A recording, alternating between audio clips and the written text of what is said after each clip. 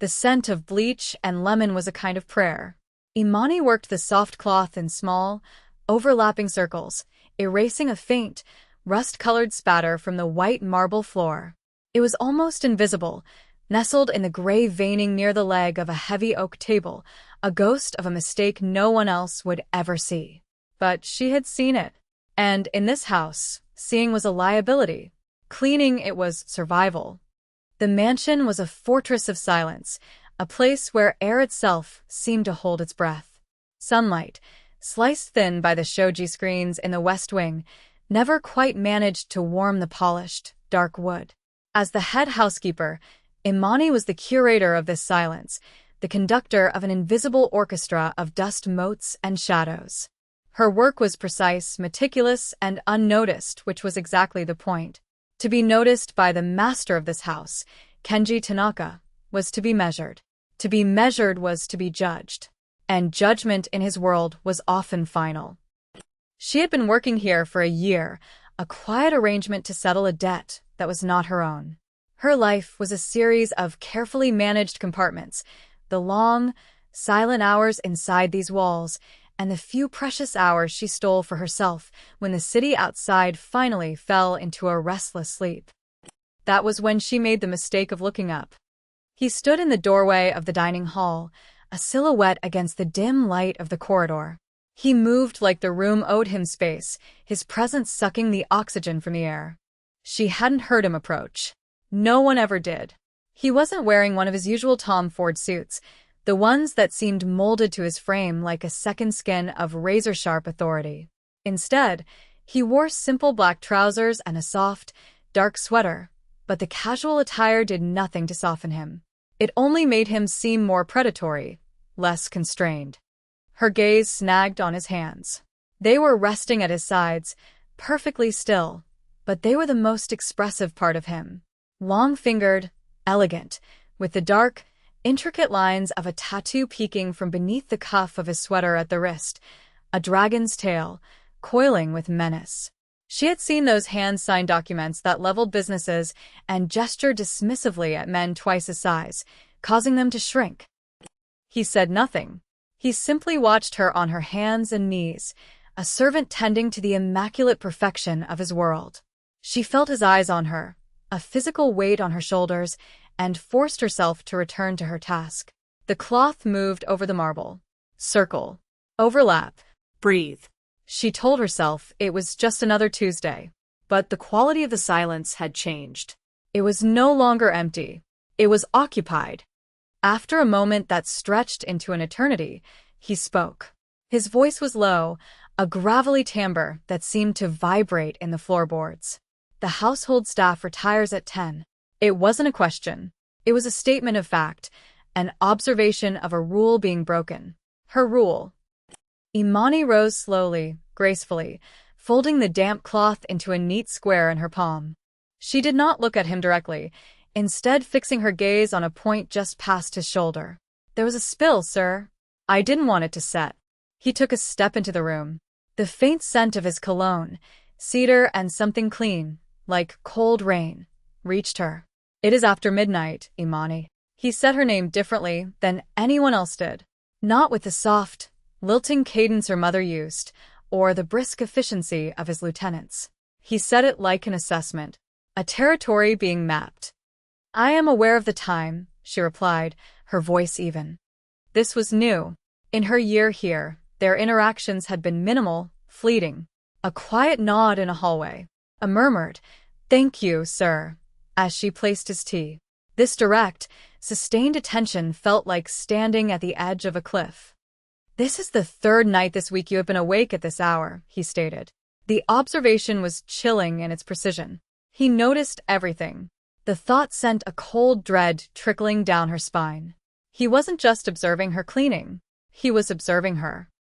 Her heart hammered against her ribs, a frantic bird in a cage of bone. She had been careful, or so she had thought. Leaving the grounds after her duties were done, slipping out a secondary gate into the sleeping Shinjuku streets, always returning before the first hint of dawn. She thought she was a ghost. She was wrong. "I have trouble sleeping sometimes," she offered. The lie was thin, brittle. He moved closer, stopping only a few feet from her. Now she had no choice but to meet his eyes.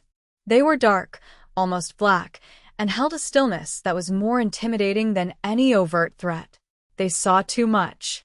"In my world," he said, his voice dropping even lower, "sleeplessness is a symptom of distraction. Or deceit. Which is it?" The accusation hung in the air between them, sharp and glittering. She was a component of his life, a part of the machinery that kept his world running smoothly. A malfunctioning part was a threat, and Kenji Tanaka was a man who eliminated threats. Surgically. Absolutely. She lifted her chin, a small, defiant gesture. "I do my work, sir. To the standards you require." A flicker of something, surprise, respect, crossed his face before it was gone, replaced by that unnerving calm. "You do," he conceded. "Your work is flawless." Which makes the disruption all the more curious. He paused, his gaze unwavering. "See that your sleep schedule is corrected. Complications are not tolerated in this house." He turned and walked away, his footsteps silent on the polished floor. The oppressive weight of his presence vanished with him, leaving behind a humming, electric tension. Imani stood frozen, the damp cloth still clutched in her hand, her knuckles white. It wasn't a warning. It was a promise. The silent, orderly world she had so carefully constructed for herself had just been fractured, and she knew, with a terrifying certainty, that he was the one holding the hammer. She would think about that later, how the first crack in the foundation wasn't a shout, but a whisper in a silent room after midnight. The next night, she did not leave. She lay in her sterile, simple room in the staff quarters, staring at the ceiling, the silence of the mansion pressing in on her. She thought of the worn-out faces at the shelter, the grateful smiles of the old men who called her little bird because she flitted about so quickly with their trays, the warmth of the worn ladle in her hand as she served soup. It was the only part of her life that felt real, the only place she wasn't invisible, the only time she felt like more than just a ghost paying off a ghost's debt. To give that up felt like a kind of death. So the night after that, she left. She was more careful this time, a shadow slipping through other shadows, her heart a frantic drum against her ribs. She told herself it was a risk she had to take. She told herself he wouldn't notice again. She was a fool. He did not confront her that time. There was no late-night conversation, no cold assessment in the dining hall. There was only a change in the atmosphere, a drop in temperature that had nothing to do with the weather. The glances from his lieutenants grew sharper. The other staff members gave her a wider berth, their eyes full of a fearful pity. She was being watched, not just by him, but by his entire empire. Every step she took was monitored, every moment logged. She was a fly caught in a web, and the spider was simply observing, waiting. The waiting ended a week later. She was on her usual path, cutting through a labyrinth of narrow alleyways that led to the soup kitchen, when a black car, as sleek and silent as a panther, slid to a stop beside her, blocking her path. The back door opened. "Mr. Tanaka wishes to see you," his lieutenant, a grim-faced man named Ryota, said from the driver's seat. It was not a request. She got in. The leather was cold, the interior smelling of antiseptic and steel. The car moved through the city, away from the warm, chaotic lights of the shelter's neighborhood and toward the cold, glittering towers of the financial district. They did not return to the mansion. The car descended into a private underground garage beneath a skyscraper that bore the Tanaka corporate logo. Kenji was waiting for them, standing beside a pillar, his hands in the pockets of his perfectly tailored charcoal suit. The brutalist concrete architecture seemed to frame him, making him look less like a man and more like a monument to merciless power. He dismissed Ryota with a curt nod. They were alone. The air was cold and still, heavy with the smell of concrete and exhaust fumes. "Get out," he commanded. Imani obeyed, her legs feeling unsteady. He walked toward her, his expensive shoes making no sound on the dusty floor. He stopped directly in front of her, forcing her to tilt her head back to meet his gaze. "I gave you an order," he said, his voice dangerously soft. I have responsibilities, she countered, her own voice shaking slightly, but she refused to let it break. Your only responsibility is to this house. To me, he reached out, not to strike her, but to gently push a stray curl from her face. The touch was electric, a shocking point of warmth against her cold skin. It was more intimate and terrifying than any blow could have been. Where do you go, Imani? The silence stretched. She could lie. She could invent a lover, a sick relative. But she looked into his unblinking eyes and knew that he would see through any fabrication. He dealt in truth, however brutal. So she gave it to him. I volunteer. At a soup kitchen in Shinjuku. He stared at her, his expression unreadable. He had expected a secret lover, a clandestine meeting with a rival, some form of betrayal he could understand and punish. This he did not understand. The confession hung in the cold air, a fragile, impossible thing. A soup kitchen, he repeated, the words flat, devoid of emotion. Yes. He took a step back, the brief connection broken. He seemed to be reassessing her, seeing her for the first time. The quiet maid, the flawless employee, had a secret life that had nothing to do with danger or intrigue, but with something he had long since forgotten: compassion. The sight of it, the thought of it, seemed to stir something deep within him. A muscle in his jaw clenched. He turned away from her, pacing a few steps before turning back. His eyes were different now. Darker. Haunted. My sister, she used to do things like that, he said, the admission sounding like it was torn from him. She believed in helping those the world had discarded. She saw light in places I only saw darkness. He looked at Imani, and for a fleeting second, the mask of the unfeeling crime lord slipped, revealing a profound, ancient grief. It was that light that got her killed. My enemies saw her goodness, and they used it as a weapon against me. A vulnerability to be exploited. That was the moment everything changed. He had shown her his wound, the one point of failure in a life defined by absolute control, the shame he carried like a shroud. He had failed to protect the woman he loved, a woman who sounded so much like her. And now he looked at Imani as if she were a ghost, a dangerous reminder of a past he could not escape. You will not go back there, he said, his voice now raw, stripped of its usual control. It is too dangerous. They watch this house. They watch everyone who comes and goes. You are a target now. Because of me. A car, belonging to the rival Hashimoto clan, had been spotted cruising past the soup kitchen the last time she was there. His men had reported it. He hadn't understood its significance then. He did now. They had seen her. They had marked her. She should have felt fear. And she did. But underneath it was a stubborn, defiant spark. Those people have nothing, she said, her voice finding its strength. They depend on the kitchen. They depend on me. Then they will learn to do without, he said, his tone final. No. The word, small but absolute, hung between them. It was the first time she had ever directly refused his command. It was a declaration of her own will, her own world, separate from his. She was making a deliberate choice to stay in the line of fire, not for him, but for a principle he couldn't comprehend. He stared at her, his face a mask of cold fury. But beneath the anger, she saw something else. A flicker of reluctant admiration. He was a man who understood conviction. He was just not accustomed to finding it in someone he was supposed to own. He reached into his suit jacket and pulled out a sleek, black burner phone, pressing it into her hand. If you insist on this foolishness, you will not go alone. A car will take you. It will wait for you. You will carry this. If you see anyone that does not belong, you will press the single button on the side. Do you understand?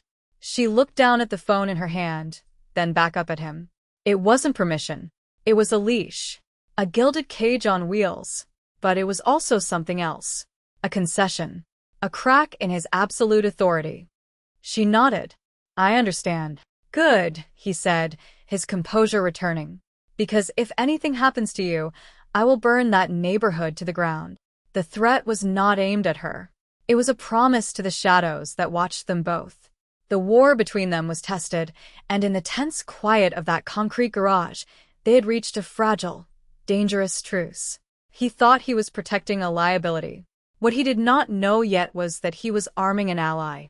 The next few weeks were a study in tension. A sleek, black sedan, indistinguishable from any other luxury car in Tokyo, would deliver her to the soup kitchen each night.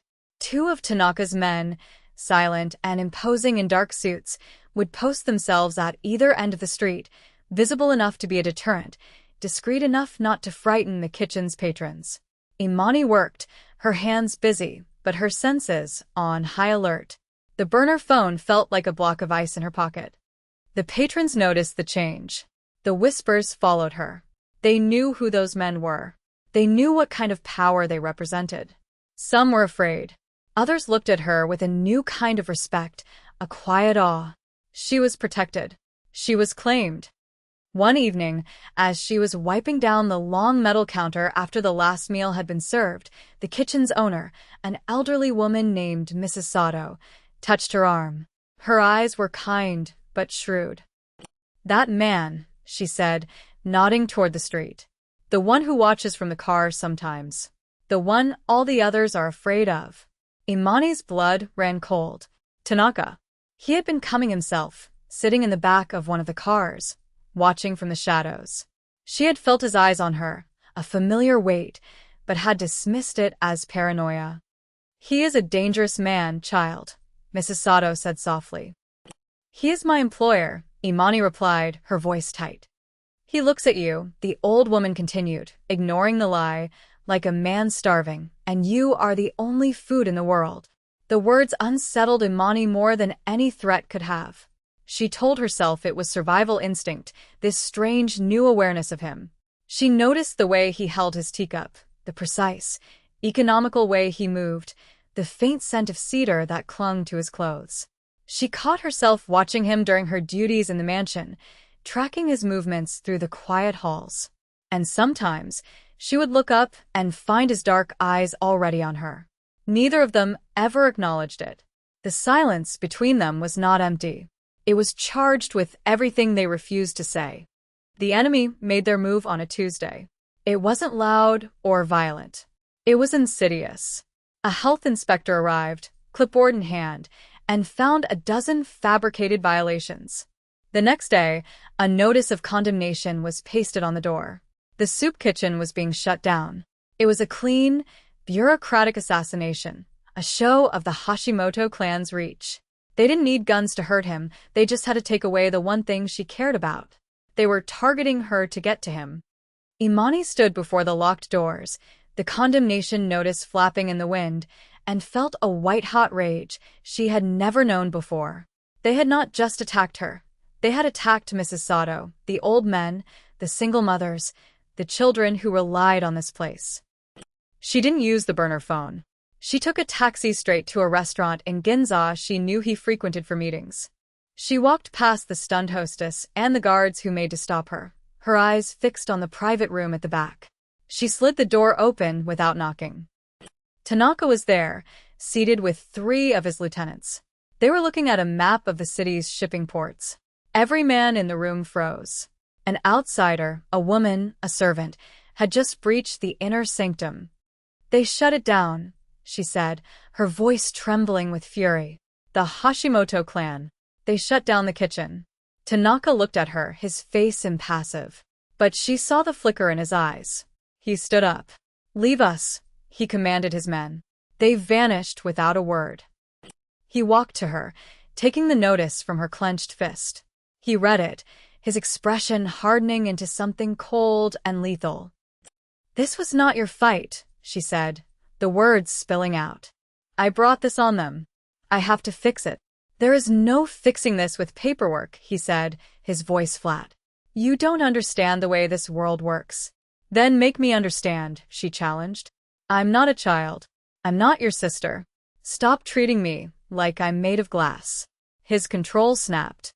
He slammed his hand against the wall beside her head, the sound cracking through the room.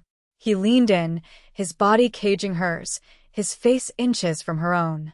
The scent of him, cedar and rage, was overwhelming. You want to understand? He snarled, his voice a low growl. To fix this, I have to hurt them. I have to spill blood.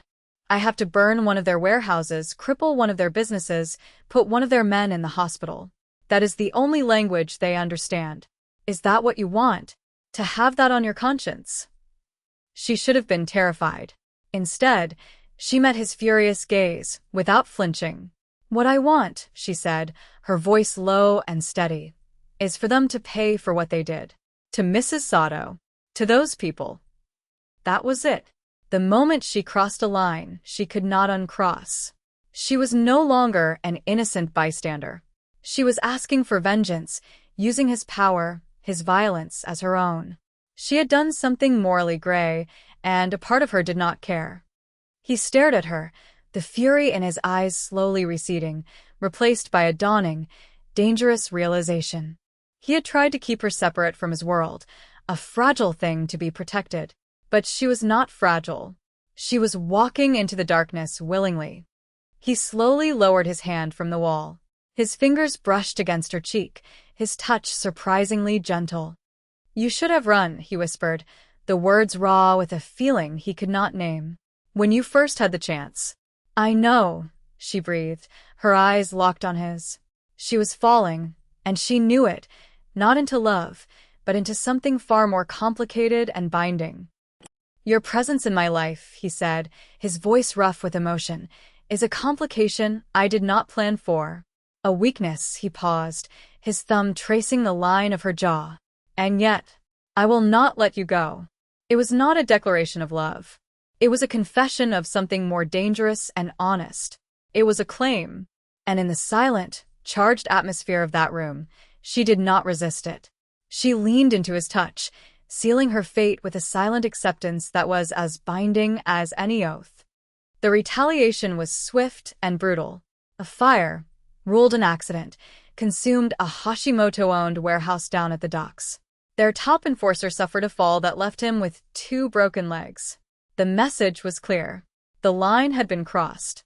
The Hashimoto boss, a man named Hideki, requested a meeting. A truce. It was to be held at a neutral location, an old, abandoned pachinko parlor in a forgotten corner of the city. Kenji knew it was a trap. Hideki was not a man who negotiated from a position of weakness. He was a cornered animal, and cornered animals were predictable. Imani overheard the planning, the quiet, tactical discussion between Kenji and his lieutenants in the study. She recognized the address. It was only a few blocks from the soup kitchen, in the same labyrinth of alleys and forgotten streets she knew so well. She waited until he was alone, standing before the large window overlooking his perfect, manicured garden. It's a trap, she said from the doorway.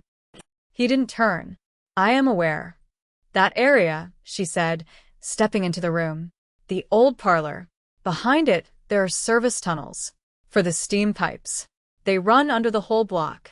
The entrances are hidden, covered by grates behind the big dumpsters. Now he turned his full attention on her. How do you know this? Some of the homeless men from the kitchen used to sleep there in the winter. It's warm. They showed me once, in case I ever needed a place to hide. The irony was not lost on her. They'll have men waiting on the rooftops and in the alley exits. They'll expect you to come through the front or be forced out the back. They won't expect anyone to come up from beneath them. He looked at her a long, searching gaze. He saw not a maid, not a liability, but a strategist. An unexpected weapon forged in the very world he had tried to shield her from. The night of the meeting, the air was thick with the promise of violence. Imani was in the mansion, under strict orders to remain there, but the silence was a torment. Every ticking second felt like a lifetime. The confrontation happened just as Kenji had anticipated. Hideki's offer of a truce was a lie, a prelude to an ambush. The moment he refused the terms, the parlor erupted in a storm of gunfire. Kenji's men were prepared, but they were outnumbered, pinned down by fire from all sides. But they had an advantage Hideki hadn't accounted for. As the main firefight raged, a second team of Kenji's men, led by Ryota, emerged from a grate in the alley behind the parlor, flanking the ambushes. The tide of the battle turned instantly. It was not enough. In the chaos, one of Hideki's men broke through the line, a gun leveled directly at an exposed Kenji. From a darkened alley across the street, a car alarm suddenly blared, a piercing, insistent shriek that cut through the noise of the battle. The gunman flinched, his head turning toward the sound for a split second. It was all the opening Kenji needed. 2 precise shots and the man fell. The diversion had come from a small, dark figure who had hot-wired an old, rusted car and then melted back into the shadows. Imani.